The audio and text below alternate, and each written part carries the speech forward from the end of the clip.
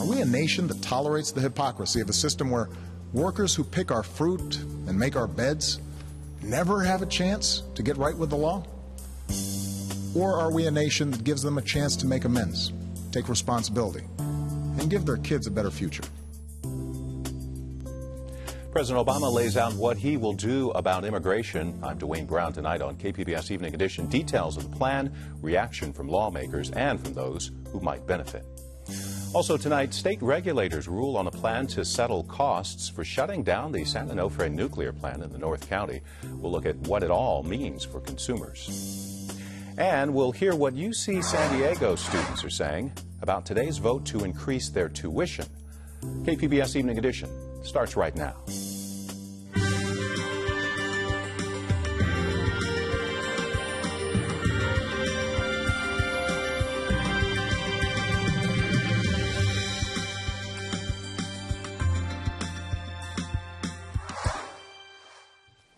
Hi, good evening. Thanks for joining us. President Obama says now is the time to change our immigration system. Tonight, he outlined a three-part plan to make it happen and shield some 5 million immigrants from deportation. He says it will let them come out of the shadows. Here now is an excerpt of his speech tonight.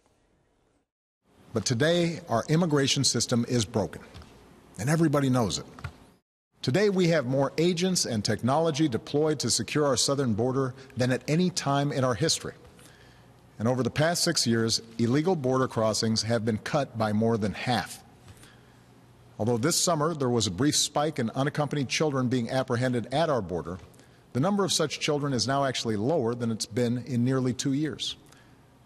Overall, the number of people trying to cross our border illegally is at its lowest level since the 1970s. There are actions I have the legal authority to take as president. Tonight, I'm announcing those actions. First, we'll build on our progress at the border with additional resources for our law enforcement personnel so that they can stem the flow of illegal crossings and speed the return of those who do cross over. Second, I'll make it easier and faster for high-skilled immigrants, graduates, and entrepreneurs to stay and contribute to our economy, as so many business leaders have proposed. Third, we'll take steps to deal responsibly with the millions of undocumented immigrants who already live in our country. So we're going to offer the following deal. If you've been in America for more than 5 years, if you have children who are American citizens or legal residents, if you register, pass a criminal background check, and you're willing to pay your fair share of taxes, you'll be able to apply to stay in this country temporarily without fear of deportation. You can come out of the shadows and get right with the law. And to those members of Congress who question my authority to make our immigration system work better, or question the wisdom of me acting where Congress has failed, I have one answer. Pass a bill. I want to work with both parties to pass a more permanent legislative solution. And the day I sign that bill into law, the actions I take will no longer be necessary. My fellow Americans, we are and always will be a nation of immigrants. We were strangers once too. And whether our forebears were strangers who crossed the Atlantic or the Pacific or the Rio Grande, we are here only because this country welcomed them in and taught them that to be an American is about something more than what we look like or what our last names are or how we worship. What makes us Americans is our shared commitment to an ideal, that all of us are created equal, and all of us have the chance to make of our lives what we will. Peggy Pico continues our coverage of the president's executive actions tonight and the impact here in San Diego County. The president's action plan means that many of the estimated 11 million unauthorized immigrants living in the U.S. will not be deported, at least temporarily. Joining me in the studio is Tom Wong, political researcher and assistant professor of political science at UC San Diego, and from our KPBS North County Bureau, California Assembly member Rocky Chavez, representative for the 76th Assembly District, which runs from Camp Pendleton to Encinitas and then into Vista. Welcome to Evening Edition. And Tom, I'm going to start with you. The president said that he would temporarily stop a deportation of about 5 million people, granting some people work kind of work visas, if you will, for some undocumented workers. What's the likely economic impact, both nationally and locally in our border region of this? So the president's plan actually includes 3.7 million parents of U.S. citizen children and legal permanent residents, and 1.5 million undocumented young people via an expansion of the 2012 policy of deferred action for childhood arrivals. And so it is a little bit early to estimate the overall economic impact, but I did get some numbers today from an economist colleague at the Center for American Progress, and he estimates a positive impact of about we got $22.6 billion within the first 5 years. Added to the economy. Added to the economy. Let's touch on this DACA program, which is the program that back in 2012 that allowed some children who were brought here by their parents, and they are illegal citizens, to stay here. So how is that going to change? He talked about the expansion, but didn't give a lot of details. Yes, so currently there's an age cap. So if you are over the age of 30 and you meet all of the other eligibility requirements, then you actually do not qualify for DACA. And so part of this executive action is to remove the upper age cap so that folks such as some prominent undocumented youth activists, Jose Antonio Vargas, for example, can now become eligible for deferred action with the removal of the upper age cap. And so that change adds about 300,000 to the existing pool of young people eligible for DACA. Right, and I want to talk to Rocky about this. Now, incoming Senate Majority Leader Mitch McConnell has said the new Congress will react forcefully to this in 2015.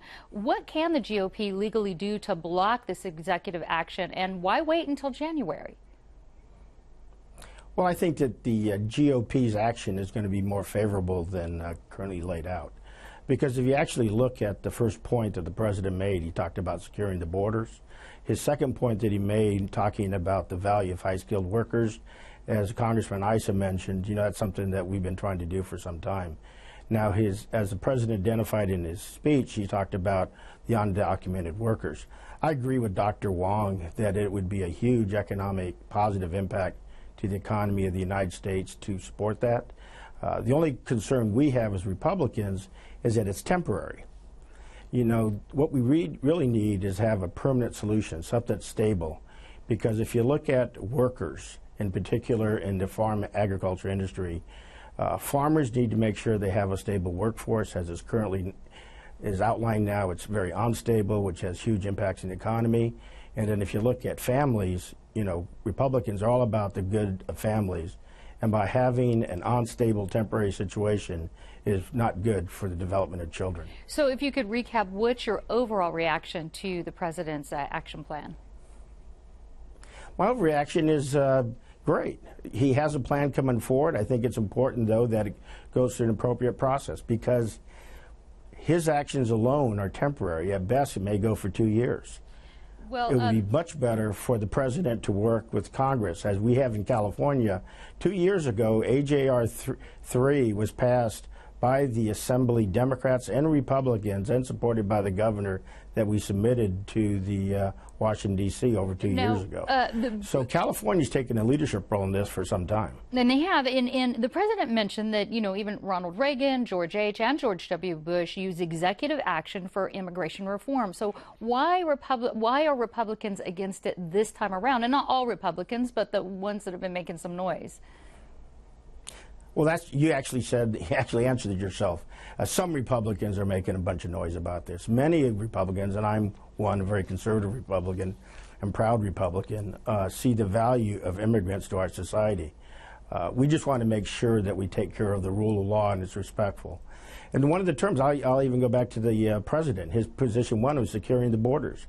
Republicans, we talk about managing the border, and the difference between the word secure and managing is significant because when you're talking about management, you're talking about ensuring that all the positive aspects of the border are taken care of, and especially when you're looking at trade. Yeah, Tom, let California's largest trading partner is Mexico. Let me ask this of Tom very quickly. I'm sorry to interrupt, but I want to say that immigrants from Mexico make up about half of all unauthorized immigrants in the U.S. But according to the most recent data from Pew Research Center, the number of Mexican immigrants living in the U.S. illegally peaked in 2007 at nearly 7 million people and has steadily declined to just under 6 million in 2012. Now, none of the president's actions that he outlined tonight actually includes a pathway to citizenship. How come? Well, I think that's strategic. A pathway to citizenship is something for Congress to decide. And so the president has made clear that he is acting within his lawful authority.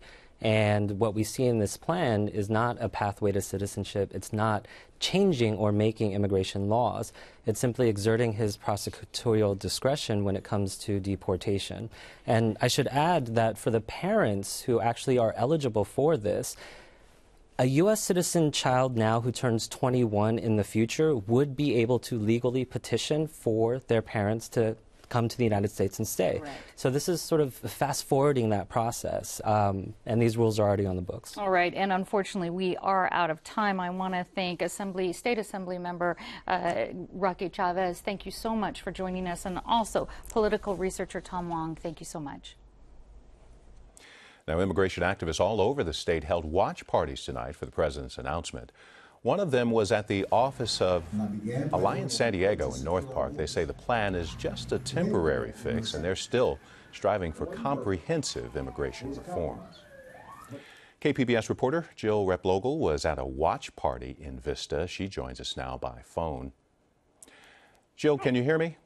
I can hear you. All right. What kind of reaction were you hearing from the speech tonight? Well, I think people overall were pleased. It wasn't like rowdy, clapping excitement. I think, a lot of the details had already come out before Obama gave his speech, and his speech was pretty sparse. What's interesting is the one person I spoke with who is actually going to benefit from this because she has a U.S. citizen son was not very excited. She feels like she said she was sad. She just feels like there's so many people that will get left out of this, even though she herself might benefit. And she's really worried about the fact that it's temporary, and that any day Congress could do something to change that, or it could not get renewed in a couple of years when it comes up. Did she say anything specific about opposition that the GOP has towards this plan? No, that it didn't come up a lot. There was a bit of a discussion afterwards, and it was really more positive, looking at how they're going to spread the word to people who might qualify and how they're going to make sure that people don't get taken advantage of by unscrupulous legal providers. So, there wasn't a lot of talk of what are we going to do to make sure this doesn't get overturned tomorrow. It was pretty positive. KPBS reporter Jill Replogle at a watch party in Vista. We also have reporter Megan Burks on the line. She watched the president's speech tonight as well with a family in Bonsall for more reaction to the president's executive order. Megan, give us a sense of the reaction that you heard from the folks where you're at, the family. Right. So I'm at the home of Jeff and Patty Newman, and Patty Newman is actually Mexican-American. So she's a member of that group who analysts keep saying want to see immigration reform before they go to the ballot box in 2016. And Newman wants to see that reform, but she is not at all happy with the plan that the president put forward today. Let's go ahead and hear from her. I think other Hispanics should pay attention because they're being fooled that this is good for them. It's not good for them. They will lose their jobs to the new, legal workers. Now, did she have any suggestions, Megan, about how to move forward on this issue of immigration reform? Yeah, she's saying that this is creating unfair competition because the immigrants who will qualify likely won't qualify for the full array of benefits that employers have to provide. And so she's saying let's even the playing field by improving the existing system. And so she was saying that, we need to speed up the existing system. She does believe that the congressional Republicans should block any sort of funding for this effort, but she says we need to move past the retaliation and just work on finding some sort of entrepreneurial way to make what we have work so that people can get into the country the right way and get into the labor force the right way. KPBS reporter Megan Burks in Bonsall tonight, joining a family with more reaction to the president's speech. We also have reaction right now to the president's remarks from San Diego representatives in Washington. We check in with KPBS reporter Taryn Mento for more on this. Taryn, what's the response from some of our members in Congress? Dwayne, following the president's remarks, Republican Representative Darrell Issa spoke with PBS NewsHour. Issa represents San Diego's northern coastal cities. He said he thought Obama's speech was passionate and well delivered, but isn't supported by law or constitutional authority. The best and the brightest, as they cross that graduation line and get their diploma, there's nothing he can do for them if they don't fit his criteria. So when he says that we're going to do more for high tech, it's not within this proposal. And quite frankly, a 33-page report only released today by the Justice Department reaches the conclusion that he doesn't have the legal authority for what he's about to do. And that's the opposing party's response. Taryn, what about the Democrats? What did the president's party think of his announcement? San Diego Democratic Representative Scott Peters very much disagreed with Issa. He released a statement praising the president's speech. In it, he said, the president is taking actions within his power to direct resources more efficiently to secure the border, to stop tearing families apart, to make it easier for the best and brightest from around the world to stay here and start their job-creating ventures after they are educated in America's universities, and to begin allowing those currently living in the shadows to come into the open so they can start the process of getting right by the law. KPBS Metro reporter Taryn Mento, of course, will continue to share the responses from San Diego's congressional leaders at kpbs.org and on Twitter at KPBS News. Now, PBS NewsHour will have more reaction to the president's plan. That's coming up at 7, right after Evening Edition tonight. And then we invite you to join us on KPBS Radio tomorrow morning for complete coverage from NPR and the KPBS Newsroom on Morning Edition from 5:30 until 9. And coverage will continue on the KPBS Roundtable at noon on the radio and at 8:30 tomorrow night, Friday night, here on KPBS TV. We'll be back with the rest of the day's news in just a moment.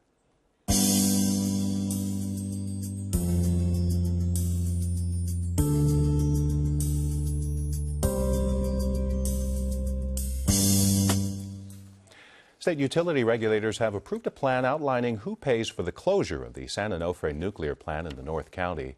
Ratepayers or consumers will shoulder the bulk of the cost. KPBS reporter Eric Anderson joins us with more details about the settlement.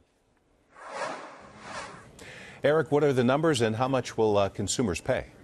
Well, Dwayne, shutting down a nuclear power facility, not a cheap proposition, and ratepayers are carrying a pretty hefty share of the bill. Now, the settlement approved by a 5-0 vote of the California Public Utilities Commission today means that ratepayers will pay about $3.3 billion as their share of the cost to close the plant. The facility's owners will pay the rest, about $1.4 billion. Now, the deal was tweaked a bit over the summer. Consumers will not pay as much for replacement power that was bought while the plant was shut down. But ratepayers also get a larger share of any money that comes from lawsuits against the maker of those faulty steam generators that caused the plant to be shut down prematurely. Yeah, I remember the faulty steam generators. So how did this agreement come about, Eric? Well, the settlement was negotiated between the plant's owners and consumer groups. San Diego Gas and Electric today praising the deal, the utility saying the agreement was a fair balance for everyone. Public Utilities Commissioner Mike Florio said the deal was consistent with the law and in the public interest. The consumer advocate Ray Lutz says ratepayers carry too large of a burden. He says it was the power company's mistake and they need to pay for it. And what happens next? Well, parties to the agreement have some paperwork to file, but essentially the deal is complete. There is word that a group will challenge the decision in state court, and consumer advocates here in San Diego have filed a federal lawsuit, that suit challenging whether ratepayers can be charged for power that they never actually got. A ruling in favor of those bringing that legal action could unravel today's settlement. KPBS reporter Eric Anderson. University of California Regents have approved a controversial tuition increase. It will go up 5% a year for the next 5 years. The Regents approved it on a 14-7 vote despite student protests and opposition from Governor Brown. The increase means tuition will be more than $15,000 a year by 2019. Students at UC San Diego say they're worried the increase will be like credit card debt, and many potential students could be priced out of college. It's like compounded. It's not even, 5% of this year. It's 5%, and then whatever's that year, another 5%, and then, for 4 years. So a public education isn't what it was set out to be in the beginning. It was actually supposed to be free, but then, things started getting worse and money started adding up. It was like hundreds of dollars, now it's thousands of dollars, and now it's tens of thousands of dollars just for 1 year's tuition, not including books, not including fees, other fees like housing and dining. So it's becoming inaccessible and unaffordable at all to be a student in California. I don't think it's fair. Do I think it's fair beyond the means of coming here? No. I'm still going to come here. I'm going to get my diploma, and I'm going to be proud of it. The increase can be avoided if the state budgets more money for the UC system. Regents say more money is needed to maintain the system's quality. AT&T will pay California $23 million to settle claims of improperly disposing of hazardous waste. Inspections at more than 235 company facilities showed hazardous waste was routinely sent to landfills illegally. 22 of those facilities were in San Diego County. Folks at Covered California say this year's open enrollment is running ahead of last year's pace. More than 11,000 people chose a plan from the state exchange in the first 4 days of open enrollment. Last year, it took more than 2 weeks to reach the same number.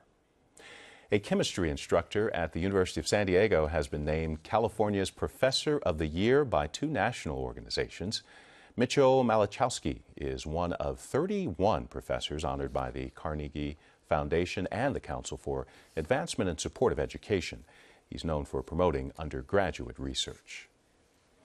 Once a week, San Diego students get to try a new locally grown food. KPBS education reporter Matt Bowler says the program is designed to broaden their horizons as well as their palates.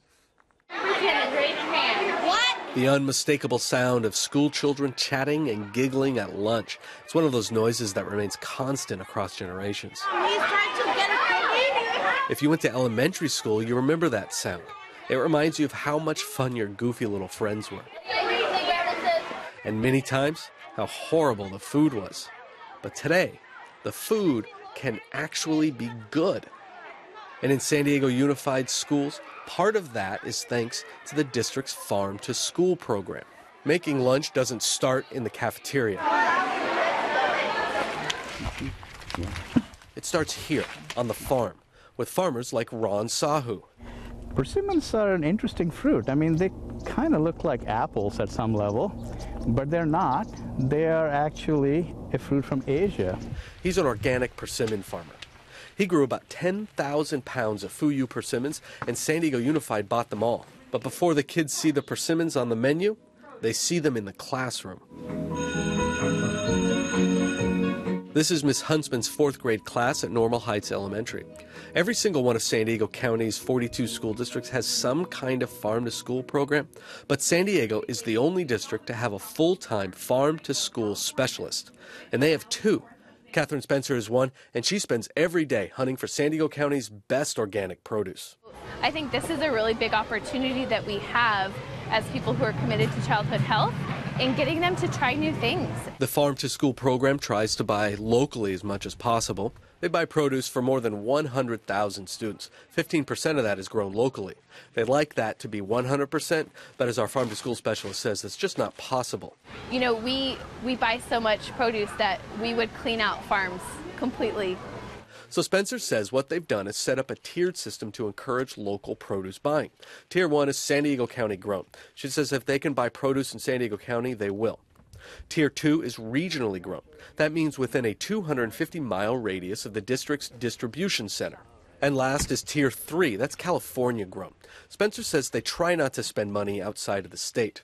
And she says the more that school districts buy local, the easier it'll become for everyone. Food service operations and food service directors are talking to their produce distribution companies, and they're saying, hey, I want local. And so it really is this transformation overall of what a consumer wants. And the more people who demand local in terms of the purchasers within school districts, the easier it's going to be to start getting it. And farmers like Ron Sahu are all for that. He says locally grown food benefits everyone. It doesn't have to be harvested and picked long before they're eaten. That preserves their freshness. Doesn't have to be transported a great distance in big trucks and refrigerated trucks, creating their own problems of traffic and pollution. But what do the kids think? They taste so good. Persimmons are better than mango. When I eat persimmons, it's really sweet. Spencer says one of the district's goals is that after students graduate, they leave with a greater appreciation for their food and a more open mind. We really hope that they've tried a lot of different things that we've shown them. You know, our salad bars are a really great vehicle for students to be introduced to new types of fruits and vegetables that they might not see at home. Broadening minds, one persimmon at a time. Matt Bowler, KPBS News. Chance of some sprinkles or drizzle overnight, mostly cloudy at the beaches tomorrow. Then a gradual warm up next week, upper 60s to low 70s along the coast next few days. About the same for the inland valleys. Nighttime temperatures, though, in that area, upper 40s and low 50s. Clouds will make way for sunshine in the mountains with daytime temperatures in the 50s. And for the desert, a mix of sun and clouds with temps in the 70s. You can find tonight's stories on our website, kpbs.org/evening edition. PBS NewsHour is next with more on the President's immigration plan announced tonight. Thanks for joining us. Have a great night.